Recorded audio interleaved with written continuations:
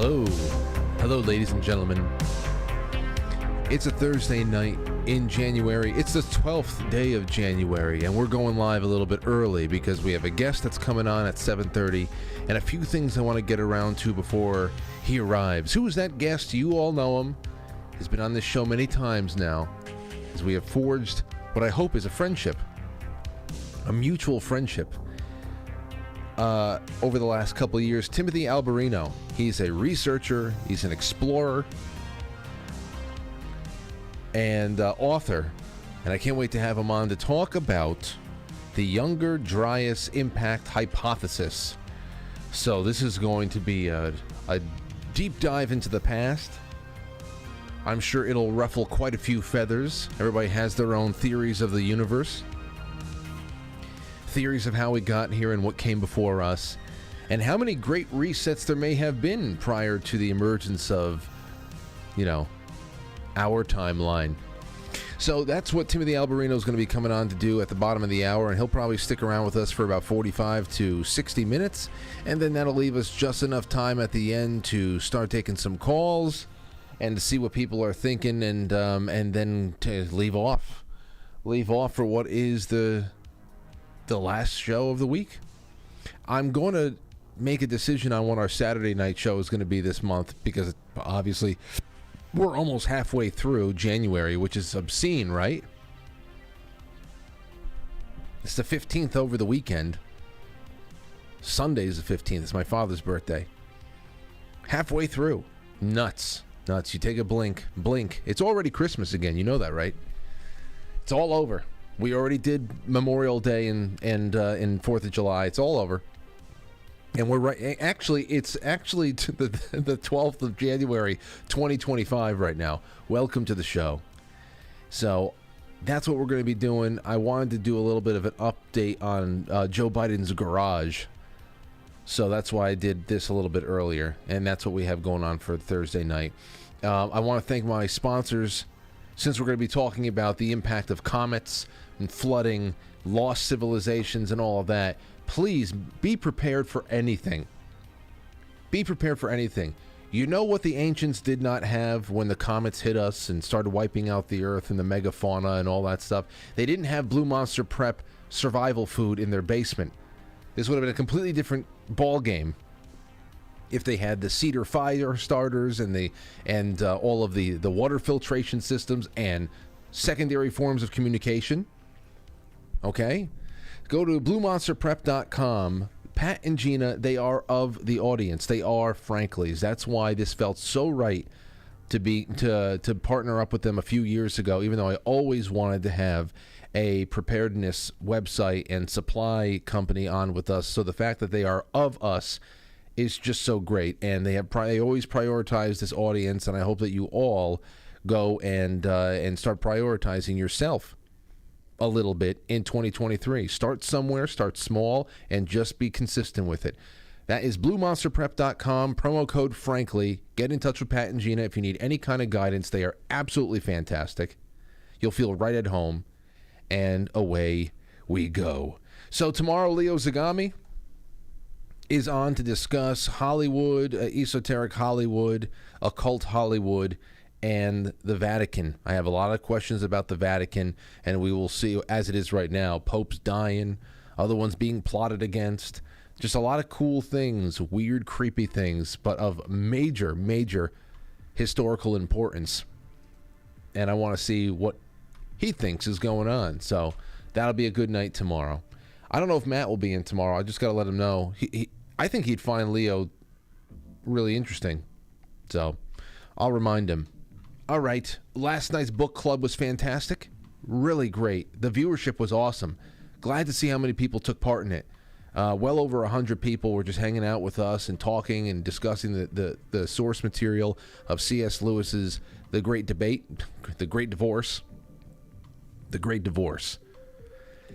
I will announce the next chapter, the chapters tomorrow when I put live our new thread. So we're getting through. It should only be about three more weeks max. So thank you everybody who is part of that. All right, into the grab bag we go. What's the first story up?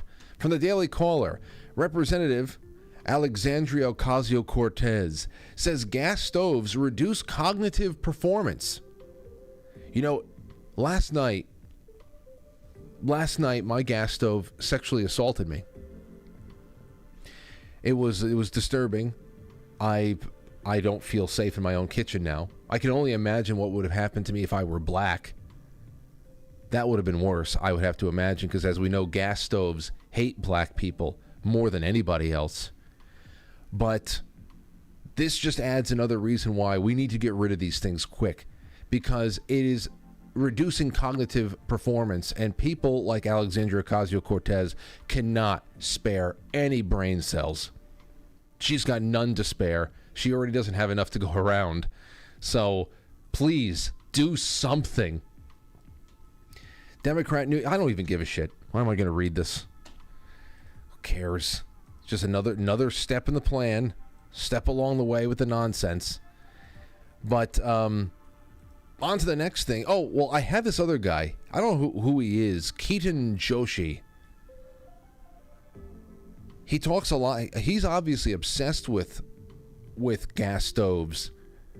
But I had to take this very short 2-tweet thread from him so you can just see a little something I thought takes a lot of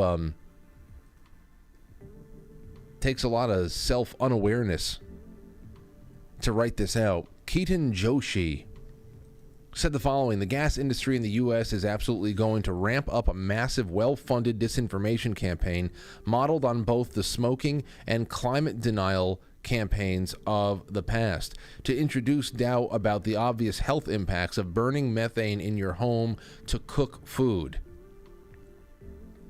Isn't it incredible? He's talking about a massive, well-funded, ramped-up campaign to try to keep things the way they are and give people the option between gas and electric. And what is he doing in the meantime? He's part of a ridiculous, out of nowhere, well-funded, massive ramp-up campaign to suddenly say we need to get rid of gas stoves. Everybody, all states all over the place, at least a couple of them, making sure that no more gas vehicles after a certain year. It's getting really bad out there, folks. And ain't nobody going to be helped from it. Nobody's going to be helped from it.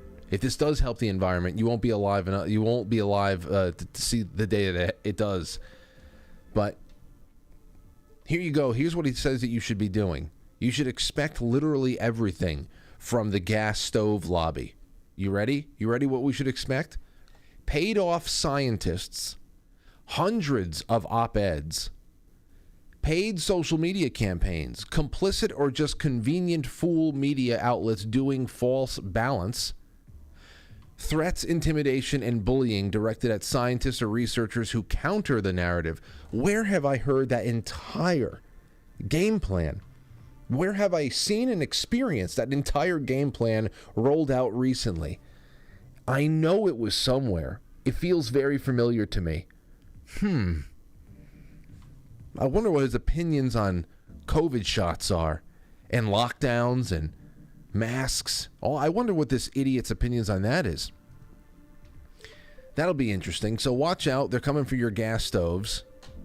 Coming for it all. They want it all. Now, this over here is a little bit more on the Biden garage end of things. Here is, what is his name? Peter Doocy. If you didn't hear, the one of the latest batches, and I'm sure that by the time this is all over, and I don't know where it's going to end, but by the time this is all over, there is going to be documents found in far more places than just Joe Biden's garage, and it's literally his garage. Here is this Doocy from, I think, Fox News, asking about what he just blatantly asked Joe Biden, what were you thinking about putting classified materials next to your Corvette in a garage somewhere? And here is the response that he gets. And it seems like a lot of it is off of a script, as Greg Price puts out there, and you'll see him trying to read responses that are just not playing. Here it is. Classified material next to your Corvette? What were you thinking? Let me, I'm going to get a chance to speak on all this, God willing, soon. But as I said earlier this week, people, and by the way, my Corvette's in a locked garage, okay? So it's not like you're sitting out in the street. So But anyway, was in a locked garage. yes, as well as my Corvette. So that everybody relax, whatever these classified materials that he was taking illegally, unless Barack Obama signed off on it. That'll be interesting to hear. That'll be very interesting to hear. Don't worry, they were all kept in his garage next to his Corvette. They were both locked away.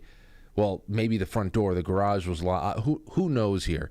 But just remember what we went through in August with Mar-a-Lago and the raids of that compound down there of a president who actually had the power to declassify these things that he had with him as he left. This guy would have needed somebody else to declassify these documents, whatever the hell they are, for him. For him. But, you know, if you're going to rob him, would you look for classified material in a garage behind the wiffle ball bats? You got to give him credit for that. It's the last place you would look, right? But as I said earlier this week, people know I take classified documents and classified material seriously. Obviously you don't. That's like me saying people know that I take remaining a bachelor and childless very seriously. I also said we're cooperating fully and completely with the Justice Department's review. As part of that process, my lawyers reviewed other places where documents from my time as vice president were stored, and they finished the review last night. They discovered a small number of documents of classified markings in storage areas and file cabinets in my home and my personal library. This was done in the case of the Biden Penn. This was done in the case of the Biden Penn Center. The Department of Justice was immediately, as was done, the Department of Justice was immediately notified. Okay, he's having a little bit of a hard time there, obviously. I don't know when it's ever easy for this guy, but still, here we have from ABC News. More classified documents found in garage at Biden's Wilmington home, White House says. The White House confirmed Thursday that more classified documents from President Joe Biden's time as vice president, which that's the key designation here, were found in the garage of his home in Wilmington, Delaware. It came just hours before Attorney General Merrick Garland named a special counsel in the Biden documents matter. Now, we'll see how far that investigation goes. We'll see if it just becomes a long, drawn-out process to see if they could bottle it all up, because it's an ongoing investigation, can't answer anything too explicit about it, and hopefully they can waste enough time until 2024 rolls around and then steal back the House of Representatives, and therefore will be safe from any kind of investigatory powers and snooping and subpoena powers that Republicans have, at least for the next year and a half or 2 years. We'll see. We'll see. I can't imagine Attorney General Merrick Garland, who is such a quisling of a weasel, wimp, pipsqueak fuck, is going to go and do anything that he knows is going to endanger Joe Biden in a much more significant way than they were dreaming of doing for Donald Trump. Dreaming. This is exactly what they wanted to get Donald Trump nabbed for. Something that was absolutely indefensible, unless, of course, Barack Obama made it okay for him. But his name has not come up once yet. Not come up once. Asked about the discovery after remarks on the economy Thursday morning, Biden appeared to downplay the security risks. Quote, "I'm going to get the chance to speak on this, God willing, soon. But God willing, just do it. But as I said earlier this week, people, and by the way, my Corvette's in a locked garage, so it's not like it's just sitting in the street." Well, you just heard him say it yourself. So there's more. People like Raheem Kassam have put together different timelines to be considered. He said, Raheem did, classified documents actually pertaining to national security from around the time Joe Biden is known to have been blackmailing Ukraine over the public prosecutor investigating his son's firm for corruption. Pretty fascinating. There's from CNN Politics. Intel materials related to Ukraine, Iran, and UK found in Biden's private office, sources tell CNN. And then again, a total of 10 documents with classification markings were found last year in Biden's private academic office, and they were dated between 2013 and 2016. What's more is this. Headline, Penn Biden Center funded with $54.6 million from anonymous Chinese donors. According to public records, at least $54 million was donated to the Penn Biden Center for Diplomacy and Global Engagement in Washington by individuals with ties to Chinese Communist Party, CCP.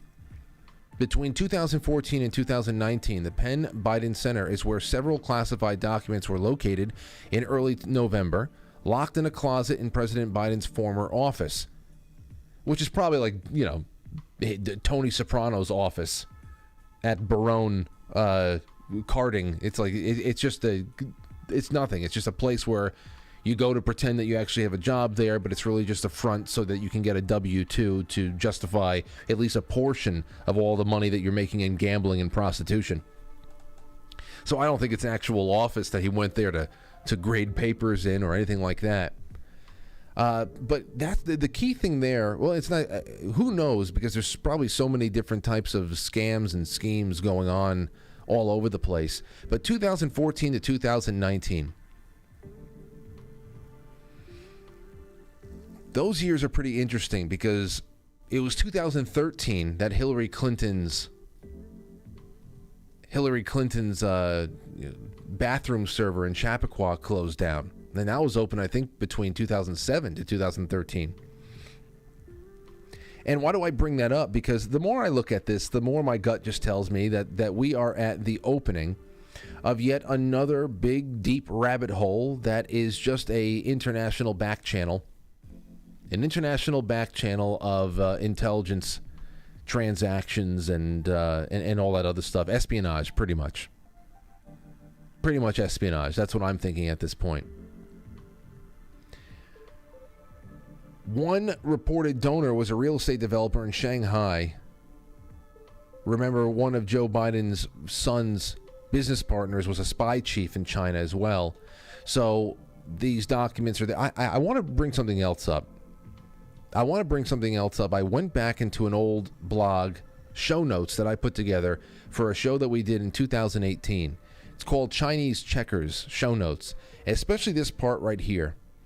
I want to tell you a little bit more about, remind you a little bit more about the potential cost, how this stuff costs us in ways that we can't even imagine nor detect at times.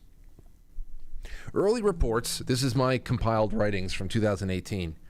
This is on quitefrankly.tv in the blog section.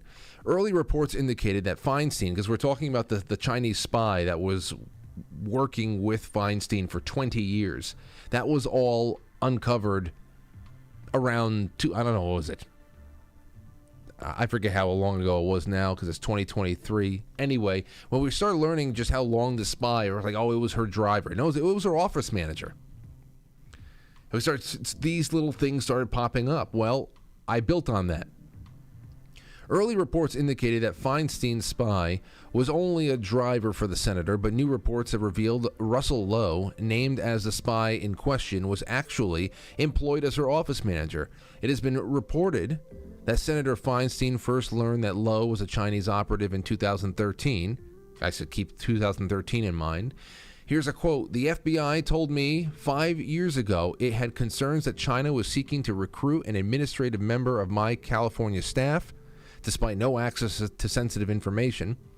I took those concerns seriously, learned the facts, and made sure the employee left my office immediately," the senator tweeted. Well, isn't that special? Now read this brush up on Hillary Clinton's craziness with her home server. Notice the dates. This home base was in operation at different levels from 2008, while still in the Senate, until 2013. That was from the Daily Caller. It's all linked there. True Pundit reports the embattled Lisa Page tossed James Comey, Andrew McCabe, Peter Strzok, and Bill Priestap, among others, under the congressional bus, alleging the upper echelon of the FBI concealed intelligence confirming Chinese state-backed assets had illegally acquired former Secretary of State Hillary Clinton's 30,000 plus missing emails, federal sources said. The Russians didn't do it. The Chinese did, according to well-placed FBI sources. You remember learning that around 2018? They said, well, this is, the Russians, but all along we're learning that, hey, the open back channel in Chappaqua was being accessed by foreign assets and powers, and we knew about it. But that stays on the hush-hush. They have to make up shit about Russians working with Donald Trump to go full bore against him. Meanwhile, they're all working with the people we're supposed to fear. And worse than that, and they're just fine. They're fine. That's cozy. And Wendy Sherman, a State Department official under Clinton, confirmed Clinton used the unsecured BlackBerry to swap classified information as late as 2011, 2 years after finding out it was vulnerable, which means the intelligence sloppiness began the moment she walked through the doors of the State Department in 2009. It also means she was a target during her first official trips to China. Now consider this. This could add a new context to a story we've covered last year, and it was from the New York Times that we had covered this story. Let's see. This was of course, behind a paywall now. We probably covered this in 2016 or something like that, and quite frankly. But a new context to a story we covered last year. New York Times is, and the headline is, Killing CIA Informants, China Crippled U.S. Operations. You can put two and two together here for yourself. There was a lot of death and destruction going on while access to these channels of intelligence were left open, namely in Chappaqua. Intelligence classifications from confidential to special access programs. Also remember, the FBI concluded in 2016 that Clinton had and did send and receive classified emails. Also concluded that the emails were hacked and viewed by foreign agents. So between Hillary Clinton's gross negligence at the very least and Dianne Feinstein having a spy in her office for 20 years, it's quite amusing that they would have the balls to concoct a story about Russian interference in anything. Interference that was not responsible for changing one damn vote with the election in 2016, which is being confirmed over and over again now with the Twitter files. Over and over again, that there wasn't even a Russian bot swarm on Twitter influencing anything. In fact, we were seeing today with the whole release the memo trending topic that we were all a part of in 2017 or 18, whenever it was, that certain members of Congress got in touch with Twitter frantically and said, "Hey, there's a lot of bots and a lot of shills out there, all Russian. You got to batten this down. Too many people are asking about this memo, and obviously there's nothing in that." Wink, wink, nod. So it's more of the same. So if you think that this was going on back then, and we've obviously floated away from that and nothing has happened, then yeah, I would not be surprised if Joe Biden had his own little thing set up with a few choice partners through this Penn thing and a couple of other places, and who knows why some things were in his garage, and it's just all so incredible, isn't it? And you say, what compels behavior like that? Well, money definitely over time, and then as more time passes by, it's just blackmail, because you've gotten so deep into bed with these people that they probably know way too much about you, and then you can't stop doing business. I mean, we have been sold piece by piece. Sold piece by piece away. We've been sold off by the likes of the Clintons and the McConnells, by the Bidens and the McCains, the Pelosi's and the Romneys for many moons now. For many, many moons. They've gotten a lot of people killed. They don't care about killing more. And if they're willing to do all of that, tell me again, where does this sudden pang of guilty conscience come from to attempt to steal or rig elections in any way, shape, or form? And then to be able to deny it and make you feel like you're the fool. Come on. They did everything but rig the election. They did all of this but that. That's a bridge too far. Come on, man. So, all right, let's get this thing started. Oh, wait. There is one more thing. The Joy Behar of The View She is pissed off that Joe Biden got away from Joe Biden is now in trouble, and they were so close to getting Donald Trump. Literally what she's saying over here. Take a listen to this today. You know what I think? I've never seen a luckier person than Donald Trump. Just as we're this close to getting him, but somehow these documents appear. But here's You can't keep getting away with it. She's the literal meme. She's the meme. We were so close to getting him, and then somehow these documents appear. We were so close to getting Trump, and then our guys were exposed for doing something even worse again. There's just no filter. But then again, this is what you have with, programming for housewives. There's just no filter, and it's just chaotic thought, and they don't even hear what they're saying. It's just yappy bullshit. An entire panel of yappy bullshit every day for like 40 years now. I don't know how anybody who's listened to this for more than 5 years straight is still alive. I don't know how. the thing. Biden is wrong to have done this. He was in office for 40 years. Let's find out what this is first. Now, again, one of the things that gets me crazy is before we know, it's already been spun a specific way. Okay, now I brought this up on Taking It Back today with Adel and Zach. I did not go out and get the clip, but it's already been spun, man. Let's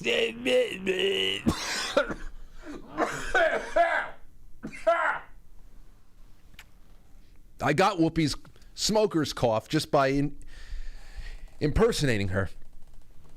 Anyway, it was Joy Behar, this laughing cow in the center of this panel, who just soiled herself, wet her pants in front of whoever the hell was watching when they had the Brian Ross report that got all of the dates wrong about when Michael Flynn was talking to the Russian ambassadors. It was during the transition, but they came up with some kind of a date that was prior to the transition, so they thought that they had Donald Trump. And she said, I had to go find it. It was when Brian Ross crashed the stock market. It like dipped 400, 500 points because he got all the dates wrong, and they had to rush it out to Joy Behar so she could just be giddy about the fact that they had a president-elect who could be a traitor. And now they want to exercise caution. Because the cicada shell that they have for a president might be in trouble. But is he really in trouble? Who knows? I just love seeing these fucking nitwits trip over themselves with their double standards. I love it. Especially this last part. I don't want to see that. I want to see someone explain to me, A, how it's possible that after all this time nobody knew this. Because to me, if you're missing classified information, I don't mean to laugh, but in my house, if stuff is missing, I know it's missing. Feel like off the bat, everything that they say, everything that these women say, reveal how little they actually know about government and these systems. Apple research to you, does it feel like the Republicans are behind it? Yeah. Does it feel like, what do you think? Do you think that the Republicans might be behind it?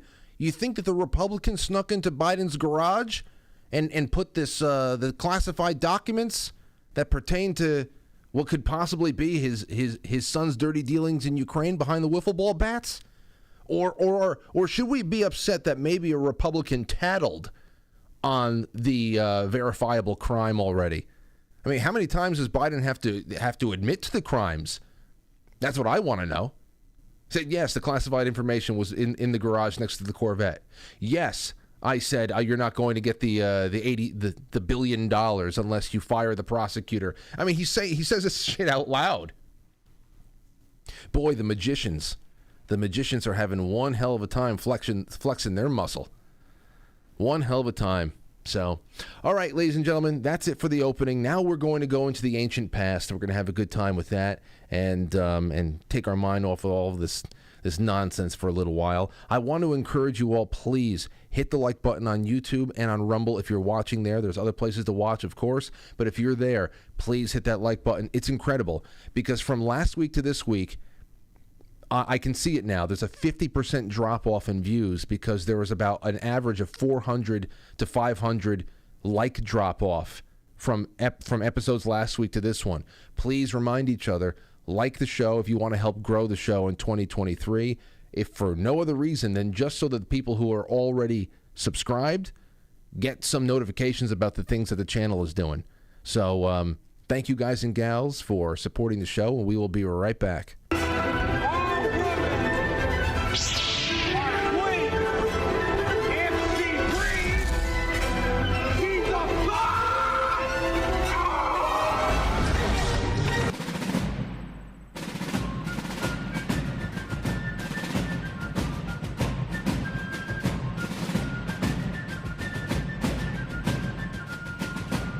You let one ant stand up to us, then they all might stand up.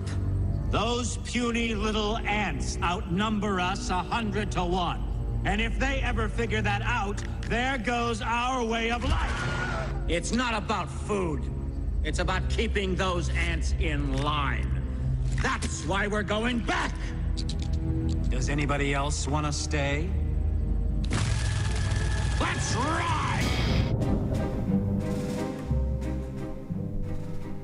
Welcome, welcome, welcome.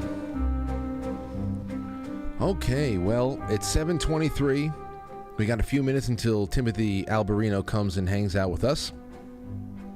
And we're going to be talking about the Younger Dryas Impact Hypothesis. And you're going to know all about it. I'm going to have him start from the beginning. And we're going to take it step by step and just go on a fantastic voyage.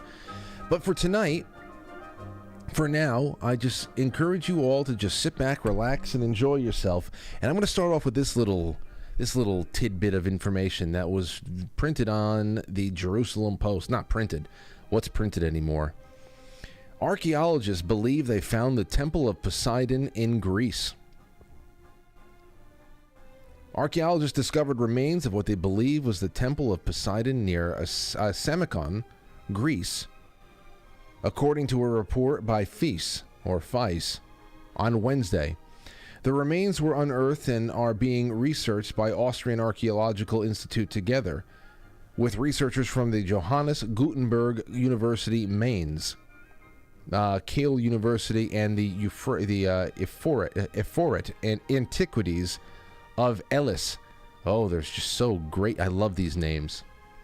Location where the remains were found corresponds to the area referred to by ancient Greek historian Strabo, who described the shrine some 2,000 years ago. They say, why do researchers believe the temple? It is the temple. The area, which is near the coast of Peloponnese, is known to have been hit with multiple tsunamis in prehistoric and historic times.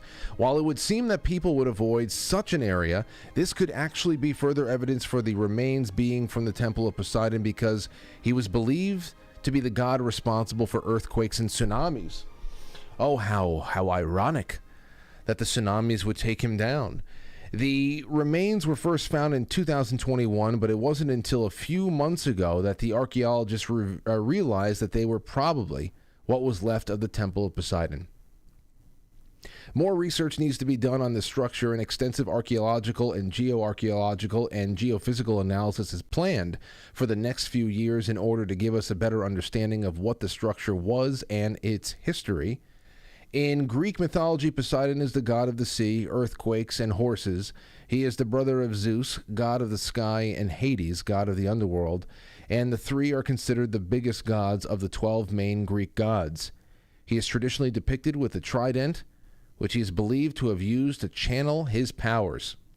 Now, that doesn't sound like a biblical cataclysm that brought down the Temple of Poseidon, but a cataclysm nonetheless, and a historical site that is now lost to, who knows, maybe it's not lost for much longer, but it had been for a while.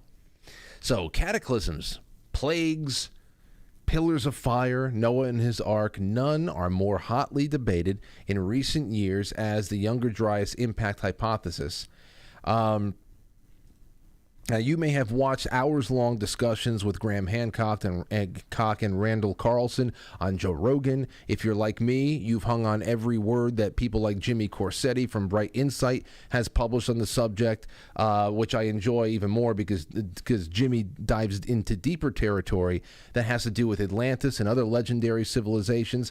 But our buddy, Timothy Alberino, he does all of that, puts it all together, and he goes to great mystic lengths as well, which I love doing this with him.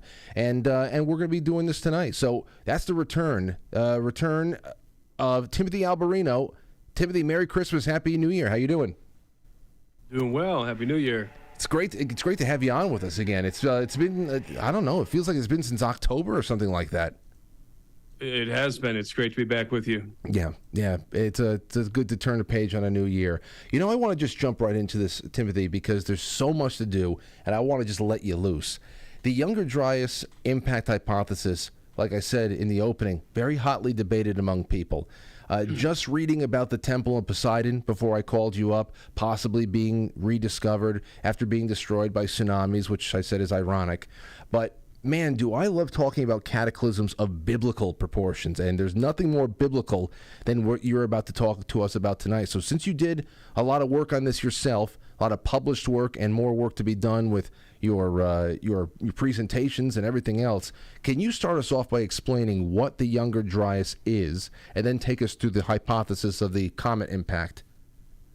The Younger Dryas is a period of abrupt cooling that's apparent in the geological record.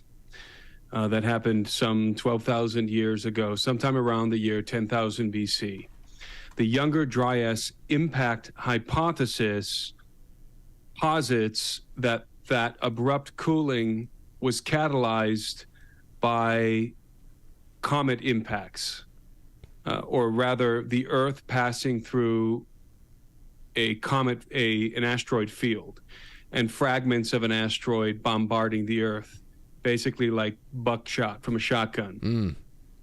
And much of these impacts, according to the hypothesis, or at least one of these impacts, happened over the Laurentide ice sheet or somewhere over the ice caps in North America. Most likely the Laurentide ice sheet, which covered most of North America during that time. And that impact or impacts would have caused all kinds of cataclysmic results on Earth, and it would have certainly wiped out most of the human population and much of the animal life on Earth. See, that's the first thing that I just had clarified for me in the last couple of months, and now this. At first I thought that this was a location. I didn't know that it was an era, and that the location, as you just said, almost like buckshot, that's just splayed across. Where is the area that is mostly been, and how do we know that all of these impacts were coming from the same source? Well, the research that's been done by the Comet Research Group, these are the primary scientists that have been looking into the impact hypothesis as it pertains to the Younger Dryas cooling event. They have several different possibilities in terms of the impact sites. I think most of them are convinced that the impacts happened somewhere in the northern hemisphere on the ice sheets. At least, again, some of them. You know, the Earth could have been peppered with hundreds, thousands, or even millions of fragments, comet fragments, asteroid fragments, from passing through that asteroid, from the asteroid field. So, really, the smoking gun that they're looking for in terms of the impact location, there's, as I said, there's several different options, and I'm in communication with one of the scientists working in the group, and there's a location not far from where I live in Montana that it's not in Montana, but it's up in near this area where there's some pretty compelling evidence that that was one of the primary impactors. But then there's other locations around America. There's a massive crater that was discovered recently using technology in Greenland, and there's been other crater sites as well.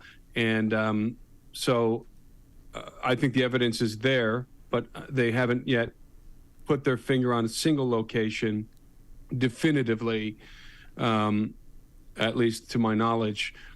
But there are lots of other indications that the Comet Research Group, led by Ellen West, geologist Ellen West, is in fact onto something here, and that the theory, the impact hypothesis theory, is on very solid ground.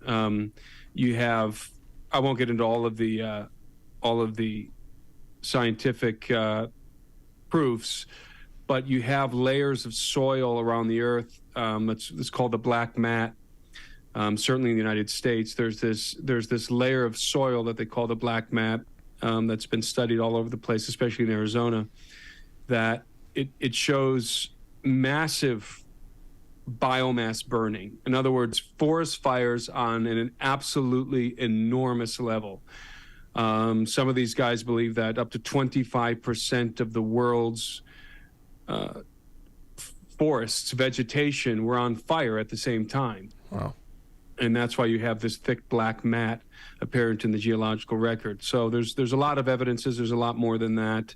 It gets a lot more technical than that. But the point is that because of the profusion of evidence that's coming forward now, a lot of the scientists who were resistant to the theory in the beginning are warming to it now. It's slowly becoming accepted in the scientific community. Out of the gates, as soon as it came onto the scene, right out of the gates, it was rejected out of hand, and even there was a lot of hostility towards the theory. Well, why is that? Inevitable. Why is that? What was the biggest hang up from the conventional understanding of what was going on during that period of time on Earth? What did it contradict that the orthodoxy just could not accept, do you think?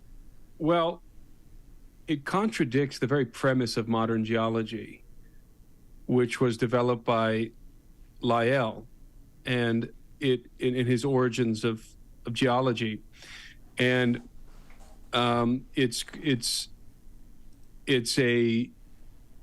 a philosophy of gradualism, and I'm trying to think of the uniformitarianism. That's the actual Charles Lyell uniformitarianism, and the theory of uniformitarianism posits that everything that happened in the past must have happened the same way things are currently happening. In other words, the slow, gradual changes that we see in geology today, that's all that we have to explain what happened in the past. It rejects what's called catastrophism.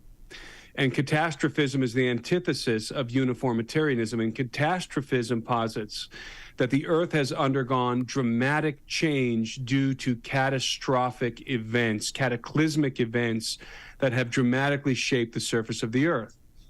And since Charles Lyell wrote his book and published his theory, there's been this hostility towards catastrophism. Of course, the biblical flood would fit into the theory of catastrophism, and indeed all of the ancient reckoning of a great cataclysm that rocked the Earth in the distant past. That's all catastrophism. And for many, many years, many decades, geologists have been opposed to catastrophism because it causes them to have to consider things that they don't like. They don't want to consider, for example, the flood of Noah, the biblical flood. They don't want to consider that maybe these legends about these ancient cataclysms are true, and that would force us not only to rethink the way that we view geology and some of the geological features on the Earth, but also it would force us to begin to think differently about prehistory. And so you're crossing over into multiple fields of study that are uncomfortable for historians and geologists and other scientists who, and you know, scientists generally speaking don't like the apple cart being upset. They don't like to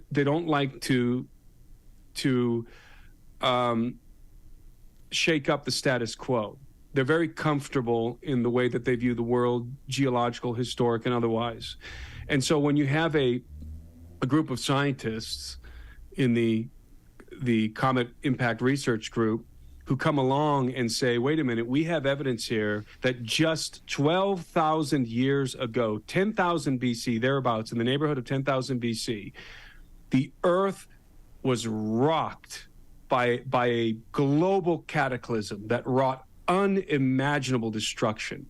That's very close in terms of geological time. That's a very short period away from the present age, and that's very difficult for geologists to consider. They're fine with the idea of a asteroid hitting the Earth 64 million years ago and destroying the dinosaurs, because that's way back in the distant past. That's out of sight, out of mind. That happened a long time ago.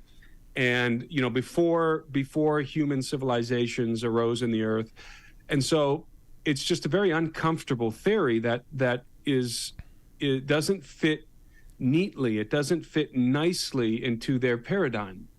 It shatters their paradigm, actually, especially as it pertains to prehistory. Because along with not necessarily attaching what I'm about to say to the Younger Dryas Impact Hypothesis and the Comet Research Group, but now I'm taking a different track. A lot of us believe that what goes hand in hand with this idea of an earth-shattering cataclysm 12,000 years ago is the notion that there was a high civilization, advanced ancient civilization inhabiting the Earth before that cataclysm, inhabiting the Earth in the Ice Age, that was eviscerated from the face of the Earth during that cataclysm. And that really makes people uncomfortable. So then let's just jump right into that, because you started bringing up time frames. I was going to ask you about years, and you're saying about 12,000. And I've heard that 12,000, 12,800 kind of 12,800 years ago, more or less. Yeah, that's the one I see keep coming up when anybody is discussing this. And you also being like a biblical scholar as well, does that predate Noah? So does that predate Noah, or no? Not in my opinion. In my opinion, that is the flood of Noah. Now, so this would be the. From my basic understanding, growing up around Bible stories and having this in religion class and all that, we were always taught that this was an act of God, but it was a deluge, a long rain that was coming down from God. And now this is suggesting that perhaps it was a comet sent down. Well, yeah, I mean, you know, the Bible never describes the catalyst for the flood, but there had to be one. And there's nothing about the Younger Dryas Impact Hypothesis that would contradict any kind of a biblical worldview as it pertains to the flood of Noah. It fits very comfortably within that narrative. Now, most Christians would not place the flood of Noah around 10,000 BC, but I would. And the Bible doesn't give a date for the flood. Now, some people think that it indicates a date based on the genealogies that are found in Genesis 5 of the pre-flood patriarchs. But if you study how genealogies are dealt with in the Hebrew Bible, you realize that they employ what's called telescoping. And telescoping is relating a genealogical timeline and only indicating the most important figures in that timeline, not every single person, just the most important figures. And the reason why telescoping happens within the context of the Hebrew Bible is because because the writers like to employ numerology. They like to settle on a a specific number. And so in order to reach that number, they would telescope the genealogies of the patriarchs or of the personages that they're referring to. Does that make sense? So they would shorten the time, they would shorten the list of patriarchs in order to fit into a certain numerology that also communicated something. So another way to explain this is simply that they only mentioned certain patriarchs in Genesis 5, the ones that were most notable, not necessarily an unbroken line from father to son. And if you allow for telescoping, then we have no idea how far in the past, the pre-flood, how far into the antediluvian world the genealogy of the patriarchs listed in Genesis 5 extends. And I believe that the flood of Noah occurred sometime around 10,000 BC, not only because of the Younger Dryas Impact event. I actually came to this opinion, this hypothesis of mine, the flood occurring in 10,000 BC, somewhere in that neighborhood, after studying the megaliths, because there are a handful of megaliths around the world that seem to be oriented in such a way that they timestamp 10,000 BC, both in Egypt and in Peru and in other places. So I was already thinking 10,000 BC before I really began to study the comet impact. And when I studied the comet impact, it just fell right into place. It was like a piece of the puzzle that I was missing, and that would be the cataclysm itself. What caused the cataclysm?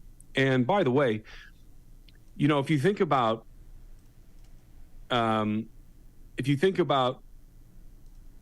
comets, multiple comets, even one comet, let's say the size of Manhattan, striking the Earth, it is unbelievably devastating.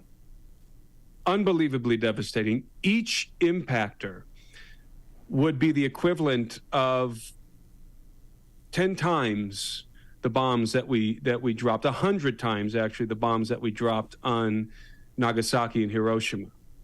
Each impactor. And if you consider that these impacts were occurring, at least some of them on the ice caps, you're talking about an instant liquefaction or vaporization of that ice. And so you have millions of cubic miles of fresh water rushing into the oceans and massive clouds of vapor going up into the atmosphere. And that would precipitate a host of really difficult scenarios on planet Earth. But then you also have to consider the shock waves of the impacts. I mean, anything in the vicinity of these impacts is going to be exposed to temperatures that are hotter than the surface of the sun, instantly vaporized. You would have the shock wave would extend for many, many, many miles. You would have a massive earthquake. In fact, I think that you would have earthquakes all over the Earth, huge earthquakes, and you would have extreme volcanism being ignited from these earthquakes, from the impact event. And all of this together would lead to extensive biomass burning, like we said, maybe up to 25% of all vegetation on Earth going up in flames at the same time. And the vapor that's going up in the atmosphere, plus the smoke and also all of the debris that's thrown up into the air during the impact events, you're going to get what's called an impact winter, which is very much like a nuclear winter, which blocks out the sun for a period of time and causes temperatures to plummet. And that's exactly what happened during the Younger Dryas. Temperatures abruptly plummeted on planet Earth, a return to Ice Age conditions, because we were in a time of warming, right, coming out of the Ice Age right before this happened. And then boom, suddenly the Earth is thrust back into the Younger Dryas some 12,000 years ago. And so you can imagine the absolute catastrophe that's unfolding on the Earth, not to mention, by the way, tidal waves. Yeah. From all of that ice falling into the water, all of massive, massive chunks of ice falling into the oceans, but also the shock wave, also the earthquakes. You're talking about global tsunamis. So the Earth is getting a continent. It's getting a facelift, no doubt about it. From what you're describing there, major facelift. And so the first thing I'm thinking to myself now is you're talking about ancient civilization, how the planet being inhabited by an advanced civilization. What was that? Was that something that was going on at that time, that 12,800 years ago, 10,000 years ago, around the time? You and I, we've talked about ancient civilizations before. We've gone back as far back to legends about what was going on in India 1,000,000 years ago. There's a lot of that going on where there's pretty much an atomic civilization in India. I've learned a lot about that over the years. I always thought that was interesting. But when it comes to what could have been impacted with this particular cataclysm, are we talking Nephilim again? Are we talking? Is there anything in the Bible that would tell us what kind of a civilization was on Earth? Are we talking about Plato and Atlantis again? What exactly is this civilization look like? Do you think in your research? Well, because I believe that this was the catalyst for the flood of Noah, then what you're referring to is the pre-flood world, the antediluvian world, which is called the Golden Age, as we've talked about on your show a couple of times, by the ancients, or Zep Tepi the first time by the Egyptians. And what distinguishes Zep Tepi the first time in the Golden Age from all other ages, universally, is that this was the time when the gods descended to the earth and dwelt among men and copulated with their daughters, producing hybrid demigods, which the Bible and the Book of Enoch and extra biblical texts refer to as Nephilim. So yes, we are in that time frame now. Atlantis, as it pertains to Atlantis, and Graham Hancock has done great research on this, and as well as Randall Carlson and many others, and they've pointed out that the story of Atlantis actually coincides, the destruction of Atlantis coincides with this impact event, which I find fascinating. And of course, we're all familiar with the story of Atlantis, which is described in Plato's Critias dialogue, in which Solon of Athens visits the priests of Neith in the city of Sais. And there he finds an old priest who begins to recount to him the story of Atlantis. And what's really intriguing about the story of Atlantis is that the priest informs Solon that Atlantis was destroyed in an aqueous cataclysm 9,000 years before their present age. Well, we know that Solon visited Egypt in 600 BC. So that means that according to the reckoning of the Egyptians, the fall of Atlantis occurred sometime in the neighborhood of 9,600 BC, nearly 12,000 years ago. So it's in the neighborhood of 10,000 BC. It's in the neighborhood of 12,000 years ago. And Atlantis doesn't just fit the Younger Dryas Impact Hypothesis. It also fits the narrative of the pre-flood world from the biblical and extra-biblical texts, especially the Book of Enoch. In fact, it fits it like a glove. In the Book of Enoch, as I've discussed on your show, it relates the story of the Watchers. In fact, the first part of the Book of Enoch is called the Book of the Watchers, and it's all about this event that happened. The Watchers, who are these heavenly entities, committed an act of rebellion, insurrection against God, and descended to the earth in defiance of God. They descended to the earth, and they began to take wives from among the daughters of men. They copulated with these women who conceived and gave birth to giants, the offspring of the gods, hybrid demigods, who happen to be gigantic in stature. Well, can I ask you a little something on that right there, Sure. just so I can get our definitions down. You had said before you had said that gods had coming down and producing demigods, and now watchers. Are you using that interchangeably there, or is this more reference? The gods who descended are the Watchers. The demigods that were produced via their union with human women are the Nephilim. And is this part of that same hierarchy of gods that people like Michael Heiser talk about a lot? Yes. Okay. Yes. Yes. With the commander in chief. And I do talk about this in my book, Birthright. I describe exactly who I think the Watchers were and how they fit into the hierarchical structure, the cosmic hierarchical structure. But they're rebelling. They're rebelling against the commander in chief. They're rebelling against the king. Okay. And they know they're doing this. They know what they're about to do is a great sin, and that's why they take an oath of mutual imprecations on the summit of Mount Hermon, binding themselves together that whatever come of this deed that they're about to do, they're all going to pay the price equally together. They're in this together. It's like a blood bond between them. So they know what they're about to do is not going to please the King of Heaven. There's going to be some kind of reprisal. So now let's parallel this with the story of Atlantis. See, because the story of Atlantis fits this story like a glove. It really does. It's a template for the antediluvian age, for the golden age. And I always refer to Atlantis as an allegory of the golden age, because it is. So in the story of Atlantis, it begins by describing how the gods, of course, we're talking about the Greek gods in this context, were apportioning the earth among themselves. So you got all the gods, and they're dividing up the earth into kingdoms, separate kingdoms. And so what you have here is you have an empire of the gods in which each god is going to be allotted a plot of earth, a territory to set up their own kingdom. But the gods are in league. So it's an empire of the gods, each god establishing his own kingdom. That's how the story of Atlantis begins. Now, for his lot, Poseidon is given the territory of Atlantis. And it describes how, Plato describes how, or actually it's in the Critias, it's the old priest of Neith that's describing this, how Poseidon begins to create the island of Atlantis. And of course, Poseidon being the god of the sea, so it makes sense that his realm was in the sea. He creates the island of Atlantis, and then he does something very interesting.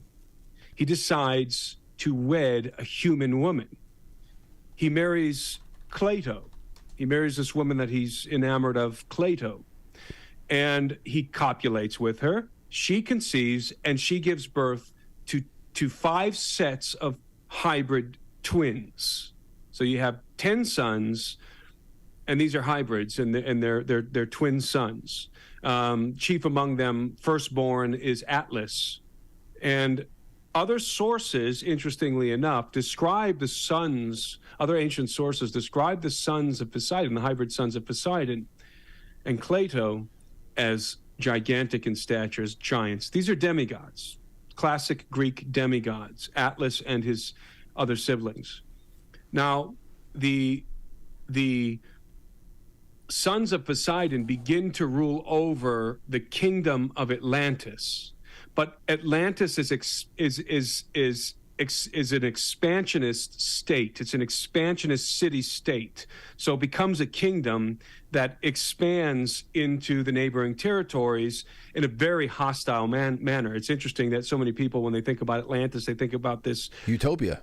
This peace-loving utopia. I don't know where they get that. Maybe there's a hint of that's how they began in the story of Atlantis, but that's certainly not how they ended, because this is a kingdom on the path of conquest, and they begin to have hostility with their neighbors and to begin to conquer their neighbors and take the captives as slaves.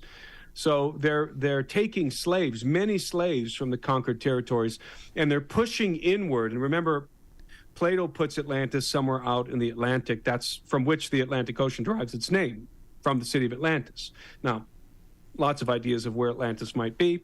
We'll forego those for the time being and focus on the fact that Atlantis is pushing, at least it's pushing eastward, and it's pushing into the Mediterranean. How do we know it's pushing into the Mediterranean? Because the priest of Neith is describing that they're conquering northern Africa, and this is an unstoppable kingdom that's advancing, and nobody can contend with Atlantis until they hit this wall called Athens. And the Athenians, and this is why priest of Neith is telling Solon this story, because he's he's telling Solon of the great deeds of his ancestors that he doesn't know about. And so the Athenians were able to resist the Atlanteans, and there was this massive war between the city-state of Athens and the city-state of Atlantis. So that's the setup. So you have, now let's step back and let's see this. Let's take a panoramic view of what's being described here. What's being described is, as I said, it fits like a glove when you compare it to the story that's told about the Watchers in Enoch, because you have the gods who are setting up this empire on earth, copulating with human women, giving birth to hybrid demigods who are giants in some cases, many cases actually, the demigods of the Greeks, giants, and they're beginning to expand over the face of the earth. And then something happens. They go to war with each other. And this is from the narrative in Enoch. The giants are caused as judgment to go to war with one another and to destroy each other. And as they're going to war with each other and destroying each other, something happens. In the aftermath of this war, and probably during the end of the conflict for some of the kingdoms, something happens. And this something is described both in the book of Enoch and in the Critias, Plato's Critias. Suddenly, a cataclysm befalls the earth. And this cataclysm is accompanied by a great storm and earthquakes and volcanism and everything we already described, and a tsunami. And in the story of Atlantis, Atlantis is destroyed in one day and night. So it's destroyed overnight in this cataclysm, absolutely, utterly obliterated in the cataclysm. But what most people don't catch here is, so is Athens. Everybody's wiped out, not just Atlantis. This is a cataclysm that destroys everybody. And that's what the intimation is in the story of Atlantis, because it talks about the dead in Athens from the cataclysm. So you have this cataclysm interrupting the war between Athens. By the way, Athens was also founded by a god, Athena. So it fits the narrative of Enoch. And in the midst of this war, something happens, and I think that something is a comet impact or fragments of a comet, and the Earth is wrecked in this cataclysm, and that's it. That's the story of Atlantis. And again, if you take the story of Atlantis and you line it up with the story that's told in the Book of Enoch, which is much older, then you get almost a one-to-one comparison. So that's why, part of the reason why I believe that yes, indeed, the flood of Noah happened some 12,000 years ago, sometime around 10,000 BC, that it was the cataclysm that's described by the priest of Nath in Plato's account, and that it is the Younger Dryas Impact event. That's a lot. That's a lot of stuff happening at one time. Very busy Earth, and you know, let me ask you about this here too. At the beginning, the top of other people who would analyze those parts of the Earth. Let's just go to North Africa, for example. There was a time where they say it was North Africa very, very lush. Before the Sahara Desert there, it was very lush, there were rivers, jungles, forests, whatever, and that the Sahara region was caused by wind erosion or a massive washout. Now, I saw when I started getting into poking around with this whole topic, I mentioned Jimmy Corsetti from the Bright Insight channel earlier on in the episode here, but it was him that brought to my attention, I'm sure hundreds of thousands of other people, the Richat Structure, which I'm yes. positive you know about. Yes, call it the Eye of the Sahara. More conventional geologist types, Timothy, they insist that the Richat Structure was the naturally occurring elliptical rock dome that eroded over time, but its location matches eerily well with descriptions of Atlantis published by Plato. The surrounding area is essentially one massive salt deposit, making some people like Jimmy Corsetti believe that this had once been the bottom of the ocean, or the ocean had flowed through there in a massive kind of a way. What do you think about that, with the Richat Structure as a potential resting place for what was Atlantis? I think it's possible. I think I would probably concur with Randall Carlson in leaning towards it not being Atlantis, and for several reasons. Carlson makes a great case for why he thinks it's not the location of Atlantis.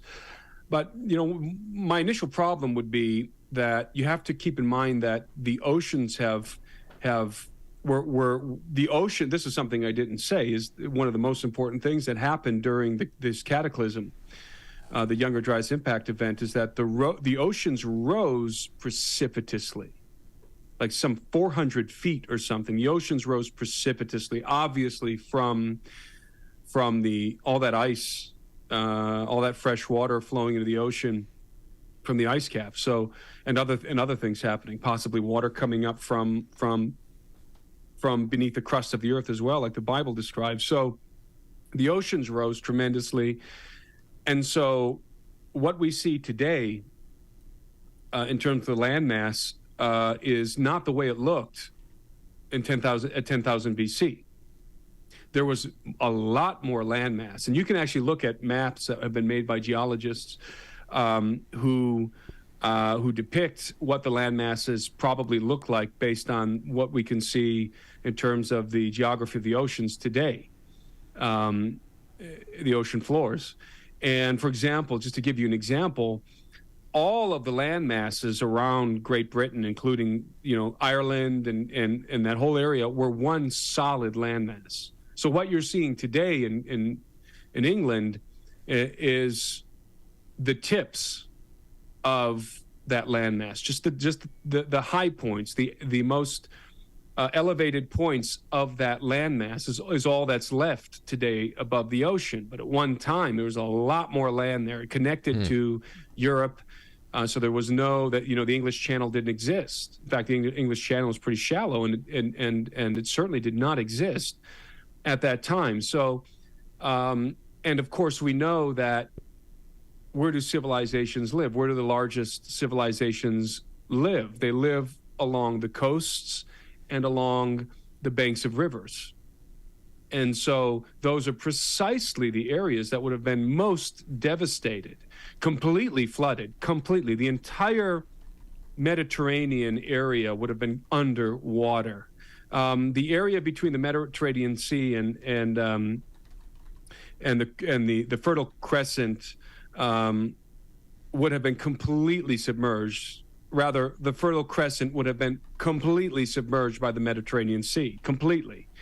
And so, all around Australia and Indonesia, all of that, all of those islands were connected at one time. So that's a whole lot of the Earth's surface that we've lost.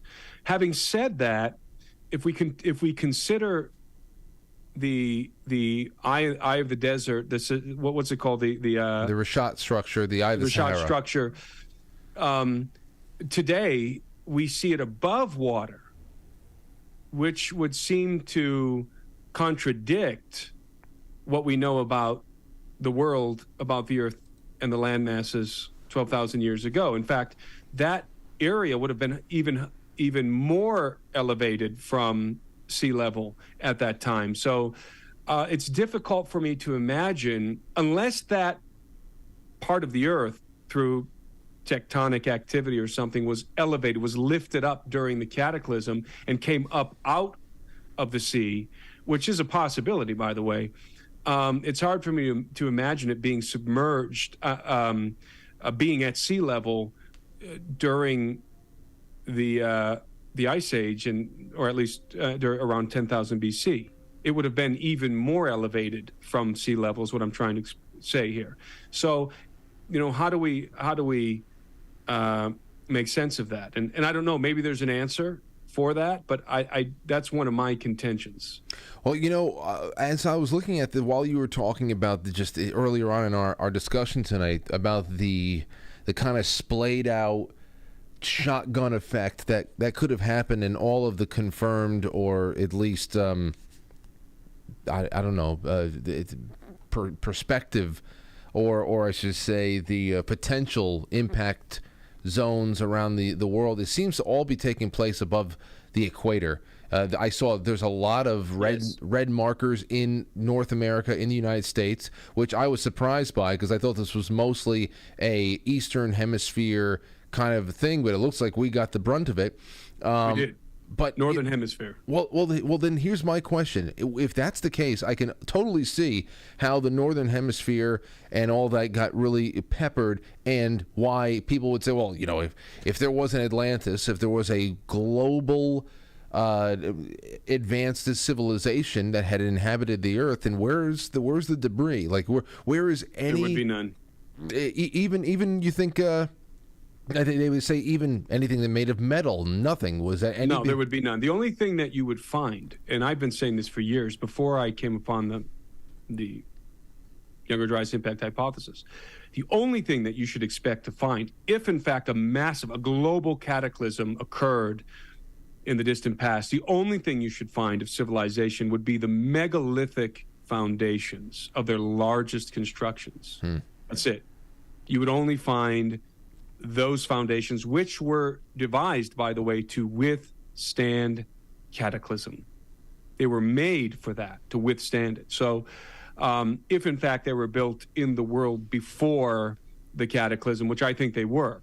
Now, there is also the possibility that they were built shortly after, but I think at least some of them were built before the cataclysm, and that explains why they're in such a state of disarray and utter ruin. Like Tiwanaku, for example, where the blocks, massive blocks, are just look like they were blown apart, scattered all over the place. And that's not something that's just going to be the result of time. Those blocks were thrown. They were shattered. And it could have been a massive earthquake. It could have been a tidal wave, although that's the altiplano. You're talking about, you know, you're 12,000 feet above sea level over there, 13 even. So I was talking to a geologist out there. I spent some time with a geologist out in Tiwanaku in Peru and Bolivia, and he believes that he has evidence that he was showing me that the entire altiplano, which the altiplano is the high plain between Peru and Bolivia. It's where Lake Titicaca's. It's 12 to 13,000 feet above sea level. And he believes that the whole thing was thrust upward abruptly at some time in the distant past, that it was a cataclysmic event. In a short period of time, it rose precipitously above sea level, far above sea level. And I didn't collect his research, and I haven't talked to him since, but he was absolutely convinced that this is what had taken place. And maybe so. But you know, certainly there was a lot, by the way, there was a whole lot of precipitation too. So it wasn't just that the waters, that the sea was rising because of the ice melting. There was a ton of precipitation falling on the earth at the same time. In fact, black rain, you would have had black rain because of all of the debris in the atmosphere and all the soot from the volcanism and the biomass burning. You would have literally had torrents of black rain. Imagine how apocalyptic that event would have been if you were living, let's say, in Athens or Atlantis or somewhere else on the earth during that event. I mean, it would have been terrifying, absolutely terrifying. Yeah, it would be, especially if you've only seen so much. But then again, that would be terrifying to any civilization, no matter how advanced they could have been in their time. Because as you described in many different ways tonight, it's a earth-changing. I mean, it's almost an earth resetting event, and that's what I want. Exactly that. Well, that's my bigger question, because if you have a reset. Obviously, you can't take everybody off the earth because we don't grow like oranges. We need to copulate. We need to reproduce. So what about any civilizations that were untouched, or not untouched, I should say? But I understand there was no. There's very few survivors of Atlantis, and from all of the Plato writings and things that you and I have talked about. my understanding is that many of the survivors of Atlantis became the Egyptians. Or they moved to Egypt. They helped build that. Possibly. Okay. Possibly. You know, first of all, as everyone knows, my perspective is a biblical perspective. So I do not necessarily subscribe, and this may shock people, but I do not necessarily subscribe. I used to, but I don't anymore, to a global flood scenario in which every single mountain is underwater. The top of Everest, the top of every high mountain is underwater. I'm open to the idea. I'm completely open to it, but I haven't settled on any position, and I likely won't in the near future. I think it's just as possible, just as likely that certain parts of the earth certainly were completely underwater. As we said, flooding on a scale that is almost unimaginable. And it is global flooding in the sense that no part of the earth is untouched by the flooding. So global flooding, and it would have seemed like a global deluge to anybody living on the coastal regions or on the banks of rivers. It would have seemed like you're talking about, if you're living in North America at the time, 100-foot tidal wave sweeping across the land, just absolutely eviscerating, washing away everything in its path. That's the kind of water of aqueous cataclysm we're talking about. So in terms of the survivors, well, certainly I believe that Noah was a historical figure. I believe that story is a historical account and that Noah and his sons survived. Did anyone else survive?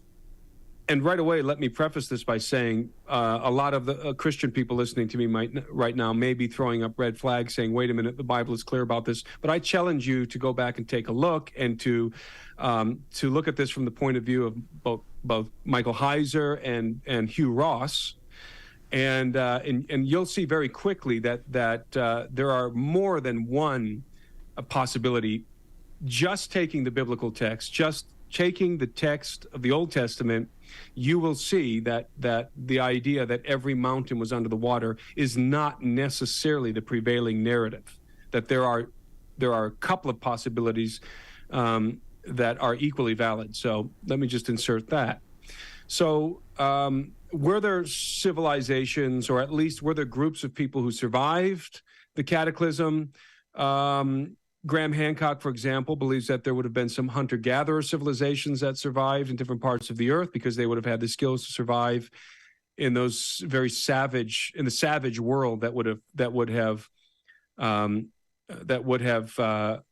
been the aftermath of this cataclysm, and that there were actually some survivors from, this is Hancock's opinion, that there were actually survivors from the advanced civilizations or advanced civilization who after the cataclysm went around the earth, journeyed around the earth, reteaching the implements of civilization. For example, in North America and in South America and in these far-flung places of the earth where only the hunter-gatherers would have survived. That's an interesting hypothesis. Now, I'm not sure that I subscribe to it, but it's an interesting hypothesis. You know, there's another hypothesis that says that nobody survived except for Noah and the people, the 8 individuals who were on the ark. And other people would say, no, not Noah, but the Noah figure from the Mesopotamian account, or the Noah figure from the Indian account, or whatever. So the idea is that no, only a very small people survived versus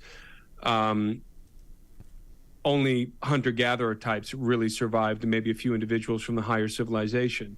So, you know, there are a variety of possibilities, but we do know that what you said is exactly what happened. It was it was the Great Reset. It was the original Great Reset on planet Earth, where whoever survived in whatever condition would have faced a dreary, dark, cold, apocalyptic world for at least a decade. Here is another question I had come up, and I'm sure that some people in the chat rooms are thinking about this too. But where along this timeline do the pyramids, the Sphinx, come into it. I mean, especially Robert Schoch's work. I'm sure you know Robert Schoch's work. Well, he in the face of great controversy, said that he believes that the Sphinx is much older than it ever was, that anybody ever agreed upon it being. Based on water weathering, yeah. Yeah. So was the Sphinx and the pyramids? Did they experience this deluge, or? I don't know about the pyramids, but I think that the Sphinx, because of Schoch's work, and others, Anthony West, for example, I do believe that the Sphinx is old, goes back to around 10,000 BC.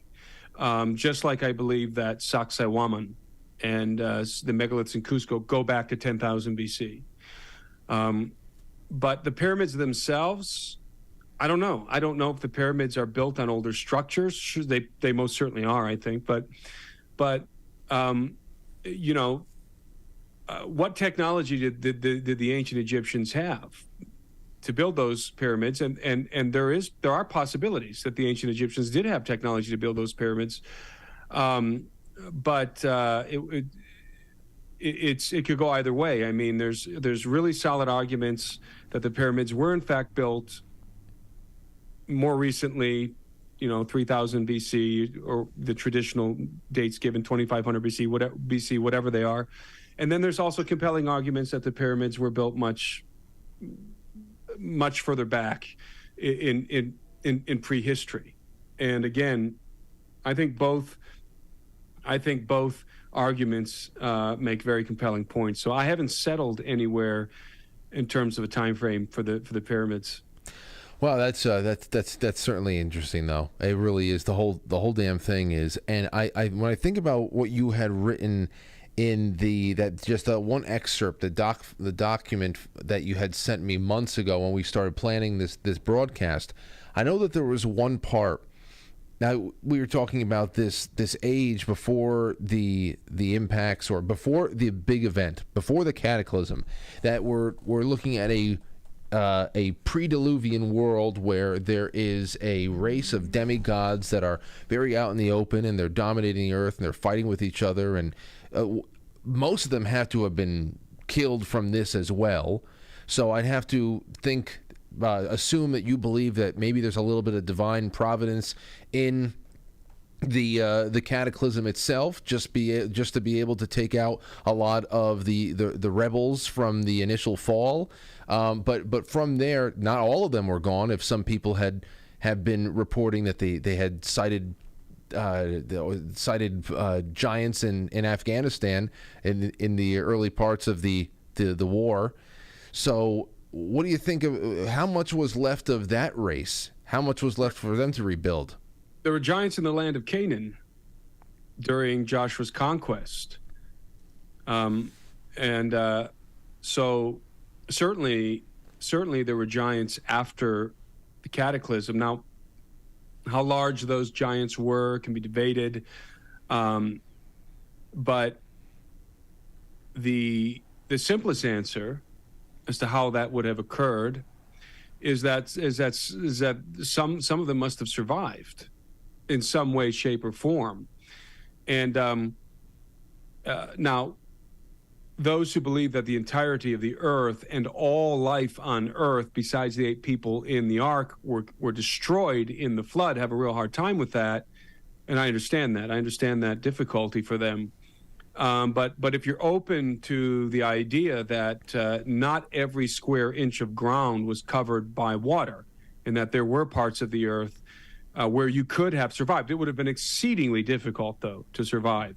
No matter what the circumstance, it would have been very difficult to survive in the aftermath. There probably would have been places on the earth that would have been easier to survive, that would have been a much more habitable climate. But if you're open to the idea that not the entire earth was covered in water, then it's quite easy to imagine a scenario in which, based on geography, some of those giants would have survived. Yeah.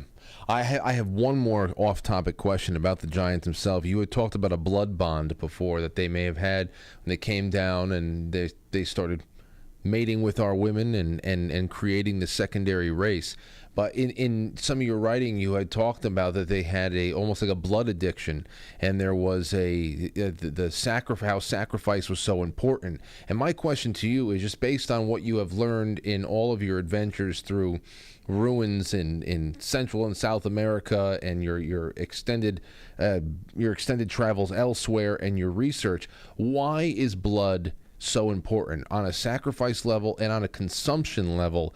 Why is that so important to pleasing these entities, or for them to consume themselves?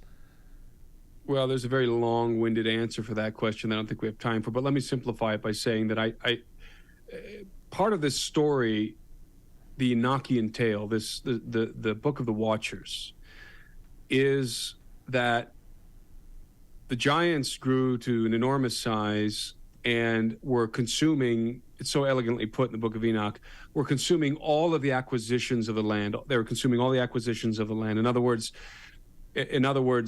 everything that humans were able to grow and produce, so much of it was having to be turned over to the giants to consume, to eat. So the human beings were having to sustain these giants. And by the way, these giants were the kings. These aren't, fee, fi, fo, fum, stupid giants walking around with clubs, cross-eyed giants like in, the Disney cartoons. These are exceedingly intelligent beings, powerful beings. And these are the kings. These are they're ruling over mankind and oppressing mankind. And indeed, so much so that when human beings could no longer sustain their appetites, the giants began to devour mankind, according to the Book of Enoch. And so I believe that what this looked like in practice was probably some kind of a quota where each village had to bring a human sacrifice, a living flesh for the giants to consume in order to appease their appetites. And so let's for the sake of argument assume that was a historical thing that happened, that there were these giants, as crazy as it sounds, living on the earth. They were ruling over and oppressing mankind, and they were requiring human sacrifice so that they could literally fulfill their appetites, satisfy their appetites, eating these people, and maybe it was children, maybe it was adolescents, and that the villages and the communities had to produce these individuals to be consumed. Now, wouldn't that then lay the foundation after the cataclysm, when so much of what happened during that time before the cataclysm is just sort of a distant memory? Wouldn't that then make sense that these civilizations, remembering this scenario, would begin to try and appease the appetites of the gods, offering up their children or their virgins to the gods in remembrance of this sanguinary appetite of these demigods who were literally eating them? So you mean, so it would, in that case, would be a leftover behavior tradition of this trauma, this intergenerational trauma. Of a very literal sacrifice that was taking place in the antediluvian world during the Golden Age. Again, in that people were being offered up to these demigod giants to be consumed as food, and then that practice was carried over into the post-flood world, and it was being acted out. It was being remembered, but distantly, and so what was remembered was that the gods had an appetite for blood, right? And that's why you would offer up the gods the blood of your sacrifices or of your captives in battle, and famously the Aztec stretching them out over the sacrificial stone on top of the pyramids and thrusting the flint knife through their heart, the obsidian knife through their heart, and cutting out their heart to offer it up to their gods to appease their appetite. Yes, this would have been in remembrance of an actual practical practice that was taking place in the world before the cataclysm. That's what I think. I think that's what the origins were and are of human sacrifice. It's so incredibly interesting. I wish we can. I can't wait for the next couple of next couple of talks we have, Timothy, because I want to keep expanding on this. And for anybody that wants to read into more of the work that you've compiled on this, there is special sections inside of Birthright that they can read? Yes. Okay, so everybody... yes. Now, let me preface that by saying I don't directly address the Younger Dryas Impact Hypothesis. I had only done a cursory investigation. I didn't feel like I understood it well enough to write about in the book, but I do have it in a footnote, and it does fit into the timeline of what I talk about. But I do exhaustively talk about the fall of the Watchers and everything that happened in the antediluvian world, and you can certainly read about that in my book, Birthright, which is available on Amazon. I have it right up on the screen right now. Birthright, the coming post-human apocalypse and the usurpation of Adam's dominion on planet Earth.